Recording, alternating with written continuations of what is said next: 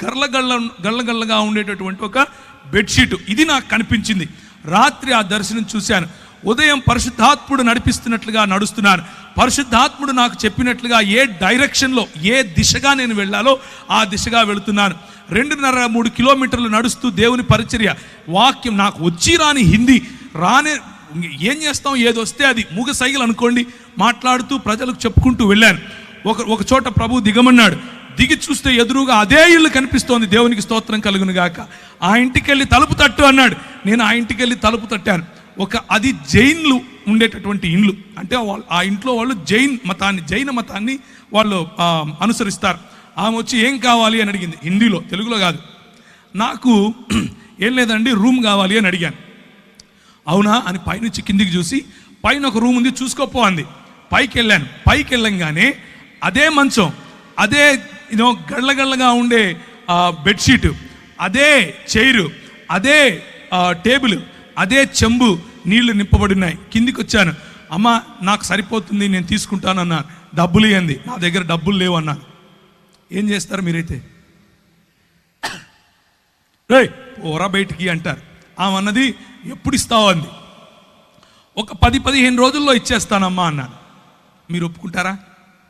ఏ ఊరు నీది అంది. హైదరాబాద్ నుంచి వచ్చానమ్మా అన్నాను. డబ్బులు ఉన్నాయా జేబులో తినడానికి అంది. లేవమ్మా అన్నాను. ఎదురుగా ఒక మెస్ ఉంది, దాంట్లోకి వెళ్ళి భోజనం చేయి, నా పేరు చెప్పు అంది. కడుపు నిండా భోజనం, ఉండటానికి స్థలం. ప్రభువు ఇచ్చిన మాటను, ప్రభువు ఇచ్చిన అభిషేకాన్ని మనము నమ్మి ఒక కాలు వేస్తే ఆయన మనల్ని ఎప్పటికీ కించపరచడు. 11 సంవత్సరాలు అదే ఊరిలో ఉన్నాను. 11 సంవత్సరాలు భీలు, బిలాల, కోయ, గోండు ఇలాంటి వాళ్ళు, బారేలా, తెలియని భాషలు, నాకు తెలియని భాషలు, నేను ఎప్పుడూ వినని భాషలు, నాకు హిందీయే రాదనుకుంటే అక్కడ ఎన్నో ట్రైబల్ భాషలు, అన్ని భాషల్లో దేవుని వాక్యం పరిచయం చేశాను. భాషల వరము ప్రభు ఇస్తాడు. దేవునికి స్తోత్రం కలుగును గాక. భాషల వరం ఇస్తాడు. చేతులు వేసి ప్రార్థించినప్పుడు స్వస్థతలు చేస్తాడు. ఇవన్నీ ఎప్పుడు చేస్తాడంటే, ఇక్కడ మగపిల్లలు పుట్టడం కోసం ప్రార్థన చేస్తాను అని మా ఊర్లో ఒక ఆయన బోర్డు పెట్టాడు, హైదరాబాదులో. అట్లా బోర్డు పెట్టుకొని యేసు ప్రభువును అమ్ముకునే పరిచర్య కాదు, యేసు ప్రభువును నమ్ముకునే పరిచర్య. దేవునికి స్తోత్రం కలుగును గాక. యేసు క్రీస్తు రాజ్యమును ప్రకటించే పరిచర్య. నేను వెళ్ళాను. నాకు అప్పుడు కరెక్ట్గా ఇప్పుడు నాకు 21 సంవత్సరం.